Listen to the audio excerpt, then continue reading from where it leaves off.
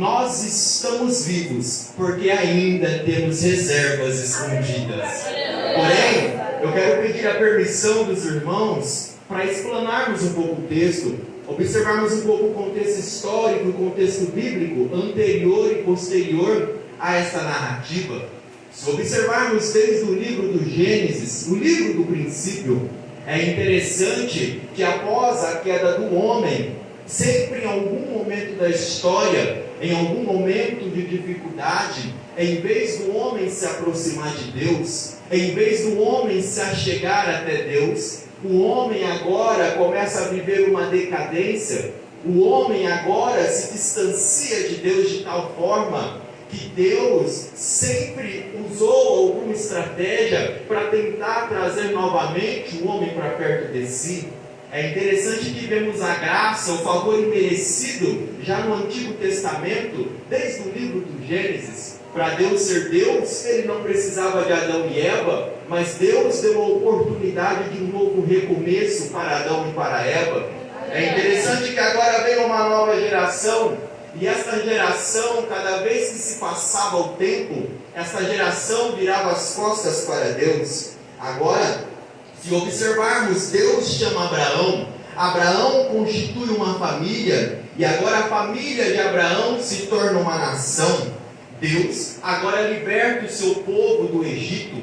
O povo estava escravizado nas mãos de Faraó, e agora o povo está debaixo de uma promessa. A promessa é: vocês vão para uma terra aonde mana leite e mel, vocês conquistarão a terra de Canaã.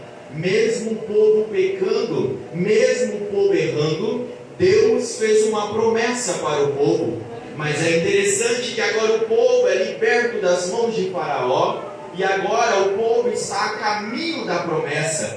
Mas chama a minha atenção que eles estavam debaixo de uma promessa, eles estavam debaixo da palavra de Deus, mas não os isentou de passar pelo deserto. Quantas das vezes também em nossas vidas estamos debaixo de uma promessa, estamos debaixo da palavra de Deus e pensamos que parece que as coisas vão fluir bem, mas estar debaixo da promessa de Deus não nos isenta de enfrentarmos dificuldades. Estarmos debaixo da promessa e da palavra de Deus não nos isenta de enfrentar desertos nas nossas vidas, não nos isenta de enfrentar tempestade nas nossas vidas. E o povo agora precisou passar pelo deserto, mas chama a minha atenção que mesmo o deserto sendo dolorido, mesmo o deserto sendo um processo aonde machuca, é no deserto que vemos a providência de Deus, é no deserto aonde o maná vem direto dos céus, é no deserto que a rocha, Deus faz a rocha brotar água, é no deserto que temos intimidade com Deus, é no deserto que compreendemos quem de fato é Deus. Conhecer Deus na bonança é muito fácil, ter intimidade com Deus quando tudo está bem é muito fácil, mas estar no deserto e ter intimidade com Deus nos garante que mesmo que o início seja difícil, o final será de vitória, o final será de resposta.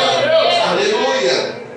O povo precisou passar pelo deserto, e agora o povo está a caminho da terra de Canaã. Agora vem a morte de Moisés, e agora vem Josué. Josué agora está responsável por conduzir o povo até a terra da promessa. Interessante é que Deus, sabendo que o processo também seria doloroso, no capítulo de número 1 do livro de Josué, Deus já traz uma palavra de ânimo para Josué, dizendo: Josué, anima-te, tem de bom ânimo, não desvies da minha palavra, aonde tu for eu estarei contigo. Josué, anima-te, tem de bom ânimo, levanta-te, atravessa o Jordão, que lá você alcançará a terra da promessa. Agora o povo alcança a terra de Canaã, o povo está dentro da terra de Canaã. É quando chegamos no livro dos Juízes, o povo estava vivendo a promessa, o povo estava dentro da terra da promessa, mas quando chega o livro de Juízes, o capítulo de número capítulo 2, o versículo de número 10, a Bíblia nos diz que veio uma nova geração, após a morte de Josué, após a morte dos anciões. Esta geração estava vivendo a promessa de Deus, mas esta geração não conhecia quem era Deus. Esta geração estava dentro da terra que Deus prometeu, mas a Bíblia, no livro de Juízes, nos fala que esta geração não sabia de fato quem era Deus. E agora passa-se o tempo, e se observar, o povo agora está distanciando de Deus. A Bíblia nos diz que o povo agora começa a adorar a deuses estranhos, começa a adorar a Baal, a Astarote. O povo agora, se observarmos o contexto histórico, começa a fazer sacrifício de criança para adorar a deuses estranhos. Deus tinha todos os motivos para desistir do homem. Deus tinha todos os motivos para destruir o homem, mas Deus sempre usou uma estratégia diferente para mostrar que era tempo de se achegar, para mostrar que o melhor lugar ainda é aos pés de Deus. E agora, quando parecia que o caos havia chegado no meio do povo, é quando entra o período dos juízes. Deus levanta diversos homens para trazer novamente o povo à sua raiz, para trazer novamente o povo à sua origem, que era a adoração. Passa-se o tempo, o povo chegava-se para perto de Deus, mas chegava um momento que novamente o homem se esquecia de Deus. É quando, se observarmos até o livro de Juízes, ainda o povo vivia a teocracia, era Deus que governava. Porém, quando chegamos no livro de Samuel, no seu capítulo de número 8, o povo agora pede para que Deus não governe mais, mas agora o povo pede um governo humano. É quando agora vem Saul, e Saul é escolhido pelos homens. Após Saul, agora vem Davi, um homem segundo o coração de Deus. E após Davi, agora vem Salomão. E agora, após a morte de Salomão, é quando vem a divisão dos reinos, o reino norte e o reino sul. Interessante é que nesse período, foi um período que o povo de Deus viveu um momento de caos mais dramático da história, porque o povo, o reino sul, se chegava para perto de Deus, mas ao mesmo tempo que eles se chegavam para perto de Deus, eles já esqueciam quem era Deus. E agora Deus levanta diversos profetas, Deus levanta diversos homens, falando uma palavra de arrependimento, pedindo para o povo se tornar para perto de Deus, porque se o povo não se chegasse para perto de Deus, o juízo ia chegar. É quando agora chega no livro de Joel, Deus permite a vara de correção chegar no meio do povo. Agora Deus permite uma praga de gafanhotos chegar no meio do povo e destruir tudo aquilo que o povo tinha plantado, destruir o celeiro, destruir os animais. A história é tão dramática, tão triste, que a Bíblia nos diz que o povo já não tinha mais o que ofertar dentro do templo, já não tinha mais azeite, já não tinha mais vinho, já não tinha mais alegria, mas tudo isso era Deus mostrando que era tempo de se voltar para perto dele. É quando entra o livro de Joel, e Joel agora já chega confrontando os anciões, Joel agora já chega confrontando as classes sacerdotais, e inicia o livro de Joel dizendo: a palavra do Senhor que veio a Joel, ouvi isso vós anciões, dai ouvidos, ó moradores da terra. Por acaso isso que está acontecendo aconteceu nos vossos dias? Ou por acaso isso aconteceu nos dias de vossos pais? Isso que está acontecendo é para que vocês contem aos filhos dos seus filhos, e os filhos dos seus filhos conte para os seus filhos o que Deus ainda faz. É Deus que ainda governa, é Deus que ainda manda. Se observarmos o livro de Joel, mesmo nesse cenário de caos, a palavra de Deus para Joel é: ah, Joel, se o meu povo se arrepender, talvez assim ainda haja esperança. Se o meu povo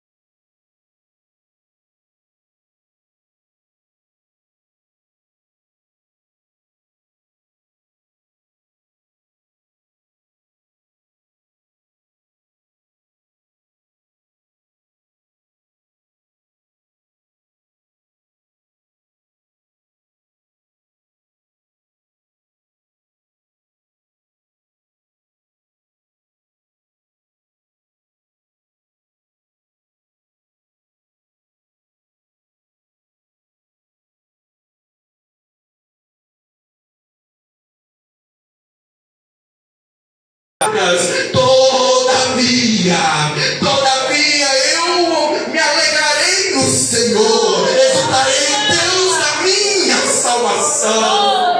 Eu não sei como você chegou aqui, mas eu venho dizer para alguém: se alegra no Senhor esta noite. Pode faltar tudo, mas Ele não perdeu o controle da sua vida. Ele não perdeu o controle da sua história. Ele não perdeu o controle da sua família. Oh, glória! Aleluia! Passa-se o tempo e o povo persistir em errar. É quando chega no livro de Isaías, também contemporâneo de Jeremias. E agora Deus, entristecido, Ele se abre para Isaías no capítulo de número 1 e versículo de número 3. E agora Deus fala: Isaías, o boi conhece o seu dono, o jumento conhece o seu possuidor, mas o meu povo, Isaías, o meu povo já não me conhece mais, o meu povo já não sabe mais quem eu sou. Deus tinha todos os motivos para desistir de nós, mas se observarmos ainda no capítulo de número 3 e versículo 16 do livro de Isaías, Deus fala para Isaías: Isaías, as filhas de Sião, o meu povo, o povo que eu escolhi, está andando como quer, está andando com os pescoços esticados, pensando ser dono do seu próprio nariz, Isaías. E agora, no livro de Isaías, vemos uma vez mais o amor de Deus. Se observarmos, mesmo o povo errando, Deus sempre tinha uma palavra de consolo. Deus vem para Isaías e fala: Isaías, se o meu povo se tornar a mim, eu me tornarei a eles. Se o meu povo me ouvir, Isaías, o meu povo comerá o melhor desta terra. Torne-se a mim e eu tornarei a vós. Operando Deus, quem me impedirá? Não temas ao destino de Jacó, porque eu estou contigo. Quando o povo estava comendo, Deus vinha e falava: pode uma mãe se esquecer do seu filho que amamenta, Isaías? Até pode, mas eu nunca me esquecerei do meu povo, porque o nome do meu povo está gravado na palma direita das minhas mãos.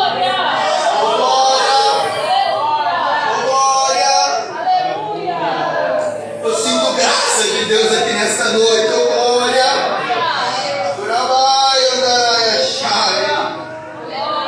Passa-se Isaías, e agora chegamos no livro de Jeremias, e é interessante que o chamado de Jeremias também é doloroso. Agora, Isaías, a história nos diz que ele é cerrado ao meio. Por Isaías pregar o evangelho genuíno, matam Isaías. Por Isaías prezar pela verdade, agora Isaías ele é cerrado ao meio. E é quando entra no livro de Jeremias, Deus precisava de um novo profeta. E agora pensava-se, quem sabe, alguém que Deus iria no centro da cidade.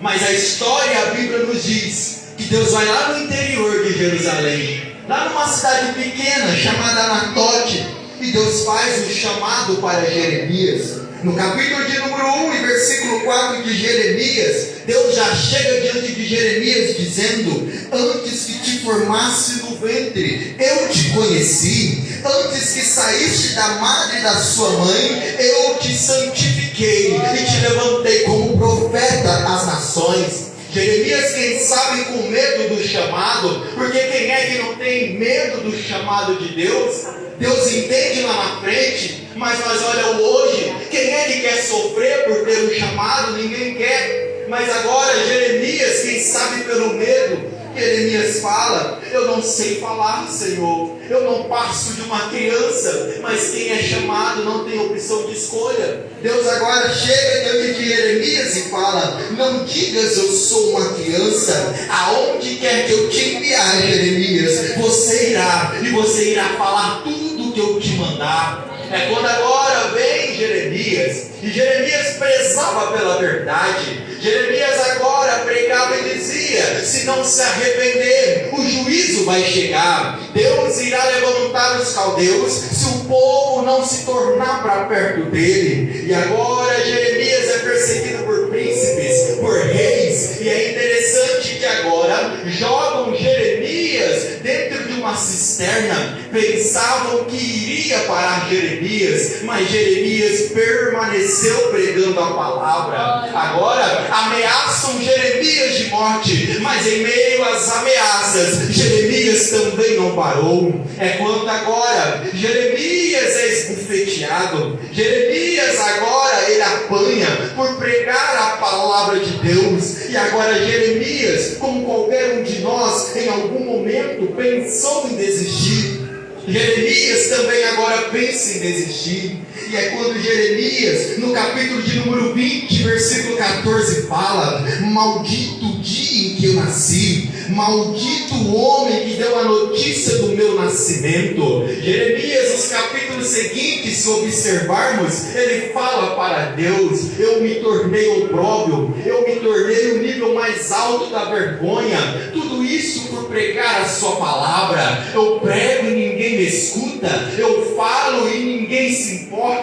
E sabe, Deus, eu quero desistir, eu quero parar. Mas todas as vezes que Jeremias pensava em parar, a Bíblia nos diz que Jeremias dizia: eu até quero parar, mas não dá não, Deus, porque todas as vezes que eu penso em parar, a tua palavra queima como fogo abrasador dentro do meu coração. Oh glória! E agora, devido ao povo não dar ouvidos à voz de Deus, é quando chegamos no cenário que lemos aqui nesta noite. Agora a profecia citada lá atrás sobre os caldeus, sobre a Babilônia, agora a profecia se cumpre. E agora Deus permite Nabucodonosor invadir Jerusalém. Jerusalém era o palco da adoração.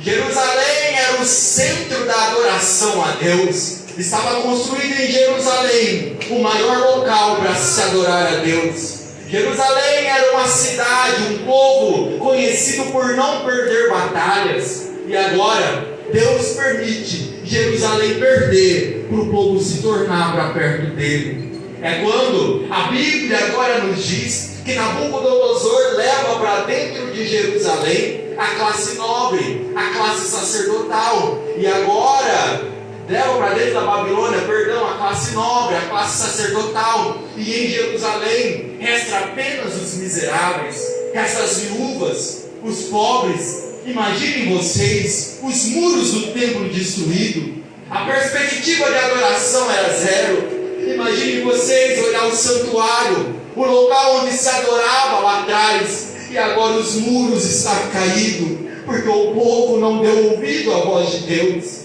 Viver em meio a escombros. Esse povo agora que restou em Jerusalém estava vivendo um período, além de tristeza por perder os seus entes queridos, tristeza por já não ter mais Deus no meio deles. E agora Nabucodonosor levanta um homem chamado Gedalias, como eu disse. Isso está narrado entre o capítulo 39 e o capítulo 30 do livro de Jeremias. E Gedalias ele fica responsável por governar esses pobres, esses miseráveis que restaram em Jerusalém. É quando surge das cidades vizinhas, ou surge entre a redondeza, um homem chamado Ismael, que podemos aqui dizer que pode ser Satanás, porque Ismael é um homem astuto, Ismael é um homem oportunista. Ismael ele não aceita o governo de Gedalias, e a Bíblia nos diz que Ismael ele se aceita com Gedalias, come com Gedalias e aproveita o momento oportuno de toda essa batalha e ele mata Gedalias. Como pode? Agora Nabucodonosor levanta um homem e agora Ismael mata este homem levantado por Nabucodonosor. Em Jerusalém agora o caos prevalece. Em Jerusalém agora parece que Deus está distante. Em Jerusalém agora parece que não há mais remanescentes. É quando agora Ismael, a notícia nem é propagada ainda que Gedalias morreu. É quando agora chegamos no capítulo que lemos nesta noite. Ismael sabe que das cidades vizinhas, de Siquém, de Siló e de Samaria, surgem 80 homens dispostos a adorar. Como pode, em meio a esse cenário, um cenário de crise, um cenário de percas, um cenário onde os muros do templo estão destruídos, como pode ainda encontrar remanescentes dispostos a adorar a Deus? Em meio a esse cenário, chama a minha atenção que a Bíblia nos diz: mesmo os muros do templo destruídos, esses 80 homens carregavam em suas mãos incenso para ofertar a Deus. Do que adianta púlpitos bonitos? Do que adianta falar bonito? Do que adianta cantar bonito se dos nossos cultos está faltando incenso? Quem sabe aqueles homens, eu começo a imaginar eles conversando, e quem sabe eles dizem: os muros podem estar caídos, mas enquanto adoramos aqui, enquanto o cheiro do incenso sobe, eu creio que mesmo os muros caídos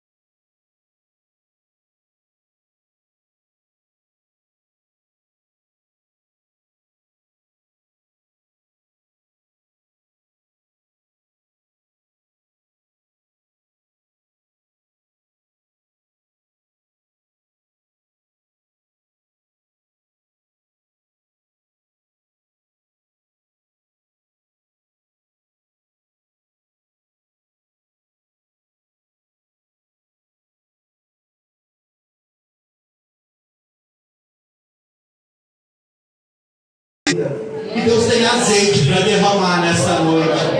Deus tem mel para te dar nesta noite. E eu creio que Deus pode curar feridas que eu não vejo. Eu creio que Deus pode curar feridas na alma. E eu venho dizer para alguém aqui nesta noite: você não vai morrer neste campo de batalha. Ismael não vai matar a sua vida. Ismael não vai destruir a sua vida. Nesta noite tem providência do céu chegando. Nesta noite tem reservas sendo enchidas nesta noite. Oh, glória! Eu quero convidar aqui na frente, o pastor permitir, por gentileza, pessoas que têm alguma área da sua vida que precisa ser renovada. Somente Deus conhece. Quem sabe nesta noite, na sua vida, está faltando mel? Quem sabe na sua vida, nesta noite, está faltando azeite? A boa notícia é que o dono do azeite está aqui nesta noite. O dono do mel está aqui nesta noite. E se alguém quiser receber o que Deus tem para você nesta noite, áreas da sua vida que precisam ser restauradas, eu te convido a vir aqui na frente. Você que vem aqui na frente, eu te convido a fechar seus olhos. Fala para Deus o que tem te machucado. Fala para Deus o que Ismael tem feito com você. Glória. Fala para Deus o que está ferindo a sua alma.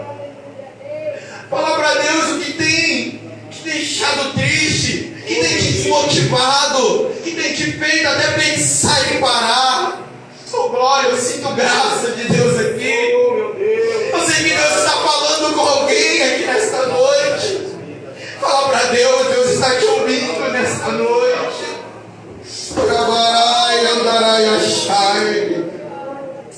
Meu amigo Espírito Santo, eu preguei a tua palavra, meu Pai. Somente o Senhor conhece os corações. Somente o Senhor conhece o secreto e o oculto, ó Pai. Eu peço pela tua graça uma vez mais, nos alcance nesta noite.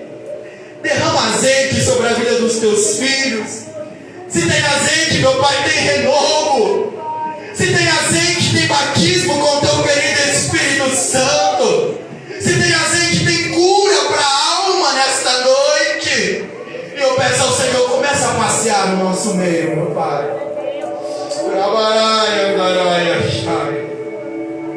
Começa a trabalhar no nosso meio.